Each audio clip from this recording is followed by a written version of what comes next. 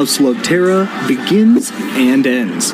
The premise of Slugterra is simple but complex at the same time. That's why they released 6 seasons. The main point of inflection arises at the crossroads of 2 separate worlds that coexist on our planet. On one hand, the surface, and on the other, Slugterra, the underground world that exists beneath the world we know. There is a series of caves and caverns where intelligent life thrives, that had never mixed with life on the surface. The oldest beings of the civilization under the caves are the elemental slugs. At first, there were only 5: water, fire, wind, earth, and energy. From them, a multitude of sub-races and variations emerged. But if something happens to an elemental, their entire species suffers. If an elemental dies or is consumed by darkness, it would break the balance of the universe and have unimaginable consequences. Now, let's forget everything I just said, because now we are going to explain how the story of Slugterra really began in the first place. Our story begins in China with a young archer named Yang, who lived under the regime of a tyrannical emperor who created chaos in the lives of civilians. Yang rebelled against the ruler, but was soon defeated and believed to be dead as he fell from the cliff into the land of darkness. However, he was not dead as he was carried away by the current of a river that led him into a cavern in Slugterra, which he then later named Springflower Cavern. There, he began to attract people from his village to escape from the emperor so they could live in peace. At the same time, Yang also met other beings native to the underground of Slugterra, including the slugs who, when subjected to high speeds, could transform into their sub-element. Soon, Yang was the creator of the art known as Babosa Fu, which is the sole power to guide and control a slug in battle against the enemies. Thanks to the help of his elemental slug friends, Yang protected the location of Springflower Cavern from threats and became the first shooter known as the Champion of the East. One day, a traitor revealed the location of Springflower Cavern to the Emperor, and a battle was fought between the 2 armies. The battle between the Emperor and Yang cracked the ground, and the Emperor fell more than 18 levels into the deep caverns of Slugterra. He landed in a dark liquid that corrupted him, and instead of dying, it made him immortal with unbelievable strength. You might think that an already evil emperor becoming immortal is not fair. And you would be right, because although he had new powers, he could not escape from those labyrinths of the lower levels. So he created an army to help him climb, only to find a powerful barrier that prevented him from advancing. This blockade had been placed by a group named Shadow Clan who, well, I'll tell you in advance that this universe is huge, so don't be surprised if many characters appear. Get ready with your horses to advance with the main journey of Slugterra, as we have already finished discussing about the backstory of the whole plot. But, getting back to the Shadow Clan, they were an ancient group of creatures that inhabit the depths of Slugterra who possess exceptional abilities such as being able to speak with slugs, teleport, and climb. Beyond that, there is not much information about their leaders or hierarchy, as the series doesn't describe much. But what is known is that they established this blockade protected by 11 guardian slugs to prevent anything touching the darkness from climbing up to the main levels of Slugterra. This is why the Emperor had to stay there, even after trying his best to climb through with his whole dark army. After thousands of years, the different species of Slugterra lived in a more or less established harmony. However, there was something they didn't know, or rather ignored. The existence of the surface, the outside world, was now only a rumor known as Burning Land, a land to which no one climbed or descended to Slugterra.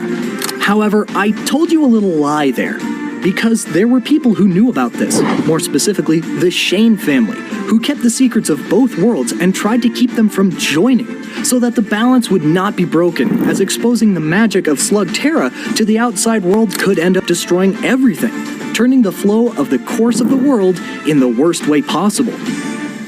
And so begins the lineage of the Shane. The oldest in the chronological table is Jimo Shane, who became the sheriff of Slugterra, as well as an excellent shooter alongside his slug.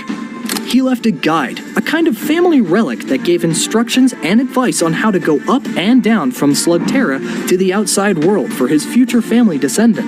We're going to fast forward 1,970 years after the Emperor was sealed in the depths. After that amount of time, we meet Thaddeus Black, son of a vendor who sold products to enhance the slugs from their real form. One day, a man named Vigo Dare comes and engages into a duel with Thaddeus' father, and soon ends up defeating him. Thaddeus refuses to help his father because of the abuse and trauma he received from him. As a result, he is abandoned and captured by Vigo Dare, who takes him to work in the mines.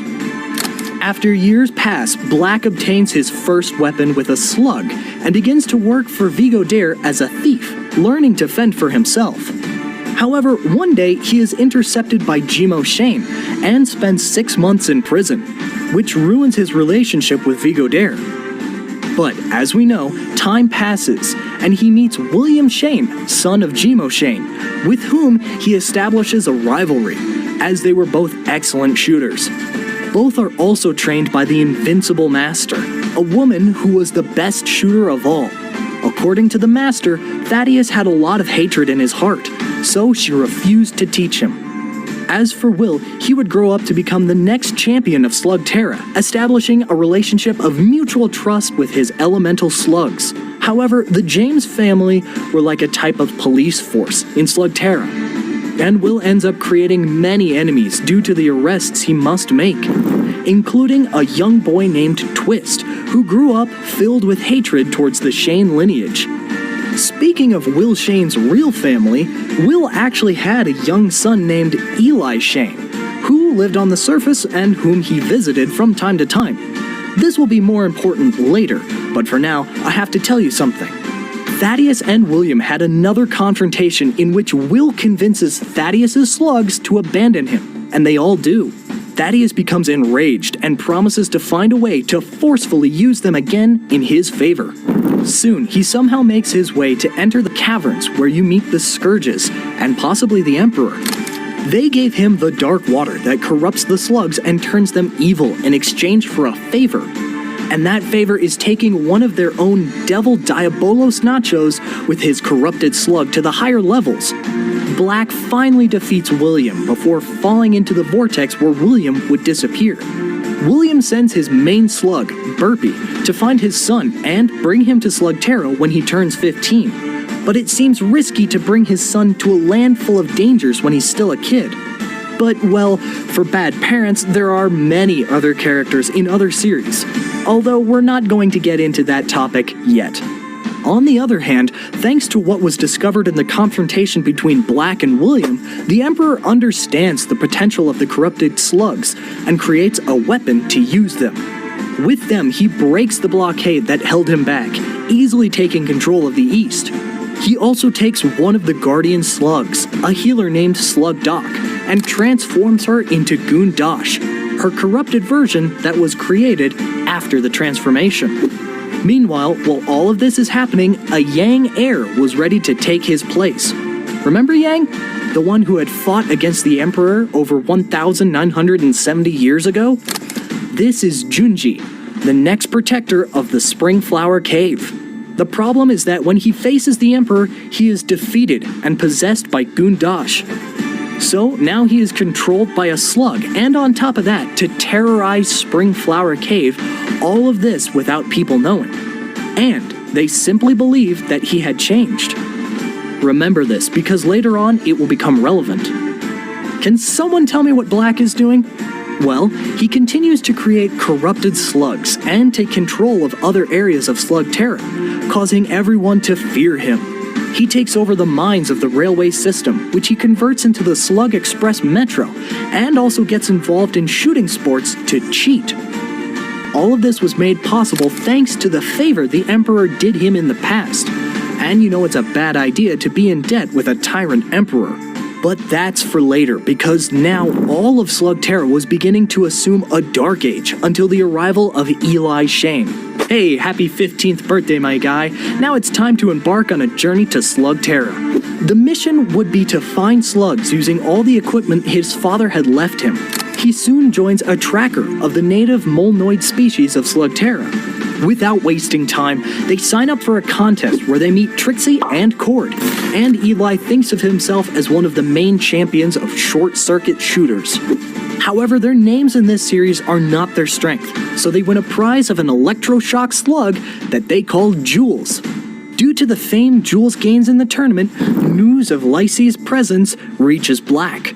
Before the final confrontation, Black gives Daylight a corrupt slug, which ultimately leads to Daylight's defeat.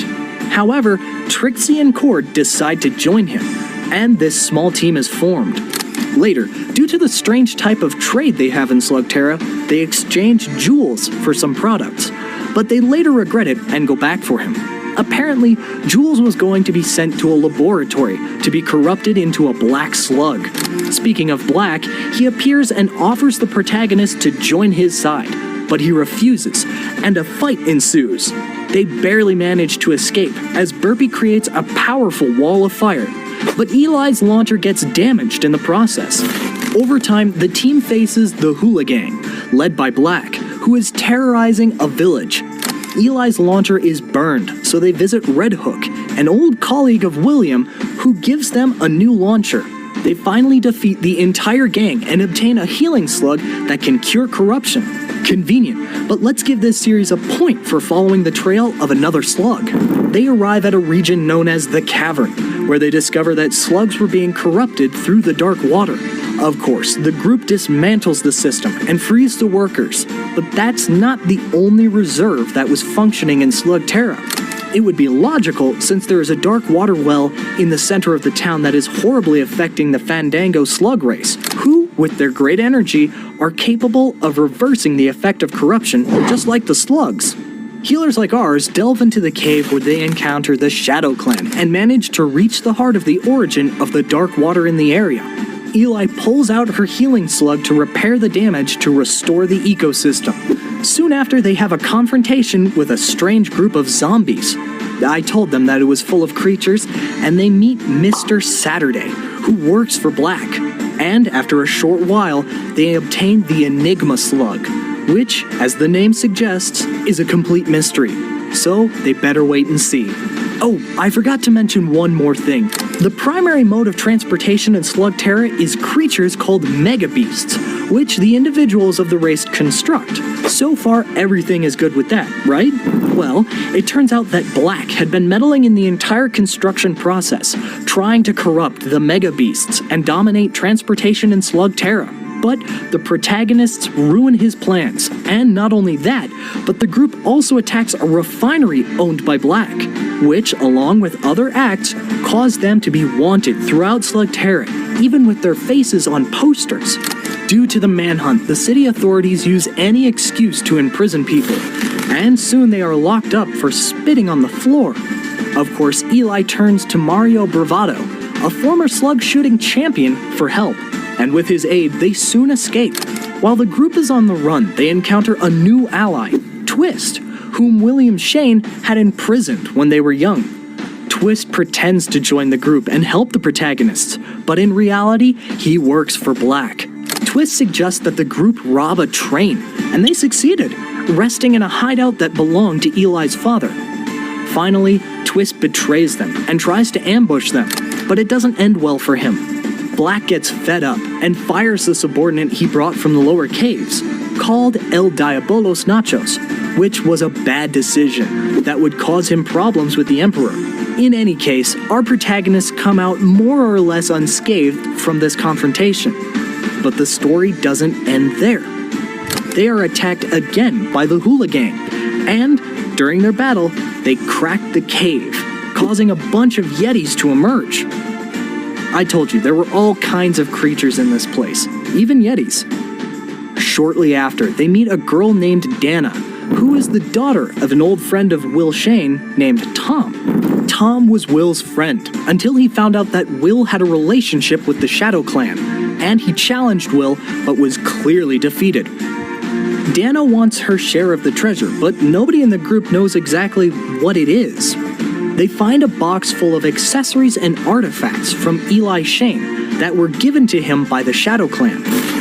Meanwhile, the Shadow Clan appears and realizes that Eli is Will's son. So, they leave him a device while Dana takes one as well. They also remember that Jimo Shane had written a diary explaining many things about the workings of the underground as well as his life and descent into the surface world. The diary ended up in the hands of a group of hikers who wanted to go to the surface. Dana then takes the diary and escapes with it, telling her friends about the surface world.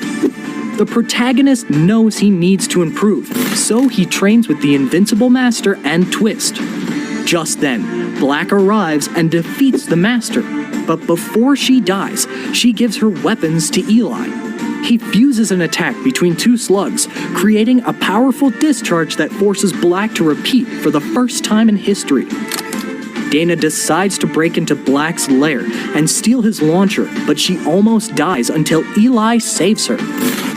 As thanks, she returns the Shadow Clan device to him, but he insists she keep it. They discover that the devices are a shadow abductor, which allows communication with the Shadow Clan and a teleporter. Excited about the power of the slug fusion, they try it again and seek help from Red Hook, who tells them they could do it. To dominate, using the energy from the Vitalis crystal, an apparently extinct crystal that they managed to find in a landfill. But let's go back to the deep caves where the Scourge lives. It turns out that the Shadow Clan appears again and gives them another teleportation device to travel to the other side of the seal and help the Guardian slugs who are constantly being harassed. The group passes through, but they are captured by the enemies.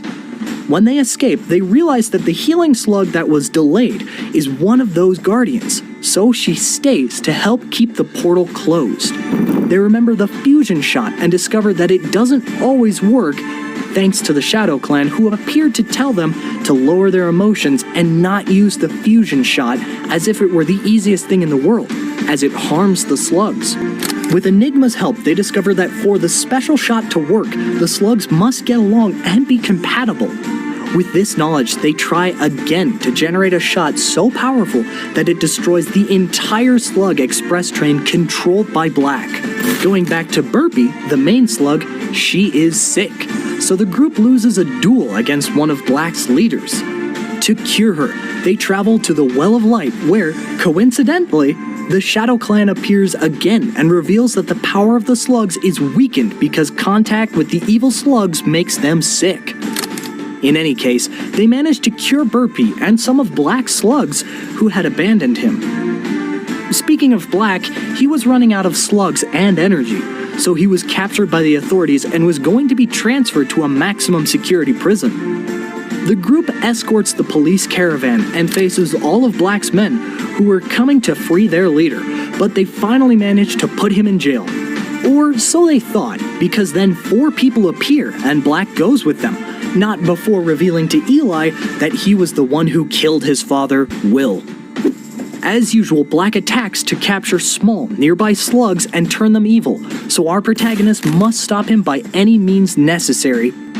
Everything is becoming absolute chaos as Black is absolutely flawless and has taken over a large part of Slugterra in a short time with the help of the Flagellants, whom Eli and the rest must defeat one by one. However, they cannot defeat the power of Black, so they turn to the Red Hook once again, only to discover that he has been captured.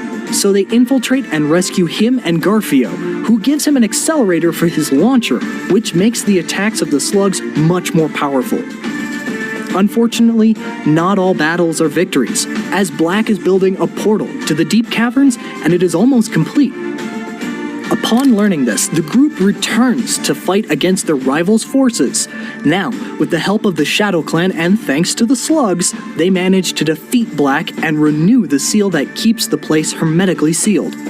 Although everything seemed to be over, Eli does not want to leave and decides to stay in Slugterra. Without Black, all the other criminals in the region are trying to dispute the throne, and there is one in particular that stands out.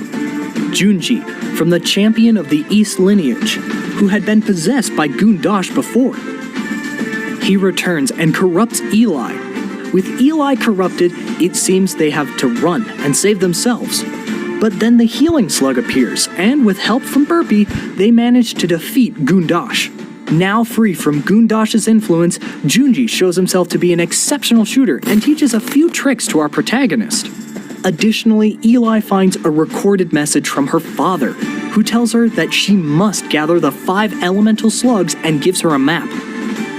Unfortunately, they are allied with Black, and have in their possession the corrupted slugs of air and water. However, this alliance is not very firm, and due to all the differences between the two villains, instead of collaborating, they end up helping the protagonist group find the Earth Elemental. They also discover that Von Dock is the best slug of the series and is the Energy Elemental. Now they only need to find the Fire Elemental. The protagonist, along with Junji, have a confrontation with Goondosh's forces, and this villain reveals that he is possessing William Shane, Eli's father, and that is how he knew the location of the elemental slugs. Thanks to Goondosh, Will is freed, and they have the final battle with the help of the elemental slugs. They manage to defeat Black's forces and obtain the 5 elementals, but they must be fired simultaneously to function. Will pushes Black into a pit, falling himself as well, and the group has to fire all of the elements to restore balance. They succeed in doing so, and at the end of the day, the elementals want to stay with the Earth Elemental. But all of them together is too powerful, destructive, and active, so Junji recommends that Eli learn the art of slug fu. Everything could have ended nicely here, but soon, for some reason, the information on how to capture the elementals is leaked, and now they have a series of villains after them to steal them. Thanks to this, Eli has the opportunity to use slug fu to connect with her slugs and prevent them from fighting against her. Once this is resolved, they take Sushi back to the Flower Spring Cavern, but everything is corrupt and dark, especially due to the presence of the Emperor. The people there think Junji is evil, as he was previously possessed, but now he is a changed man who is a friend of Eli. So the group proposes a tournament in order to see the Emperor, but they have to fight against the former teacher of Junji, who is corrupted by dark magic. However, thanks to the mastery of the elements, they defeat her, and in an act of ignorance, they release the evil energy of the teacher. But then, they awaken the Emperor, so they fight against him and lure him to Springflower Cavern, where they manage to throw him into the deep caves and create a new one with the help of the elementals. As if that wasn't enough, after everything is over, a new character appears, a boy named Tad, who rescues Eli and learns his trust. But he's not what we think. He was the son of Black, and they want to know what happens with all of this. Well, the truth is that they won't be able to find out because the series ends exactly like that, due to it being cancelled. Yes, one of the programs with the most developed universes on the Disney XD channel has an open ending. So, this is all for today's video. We will be meeting again next time on the same channel. Adios for today, my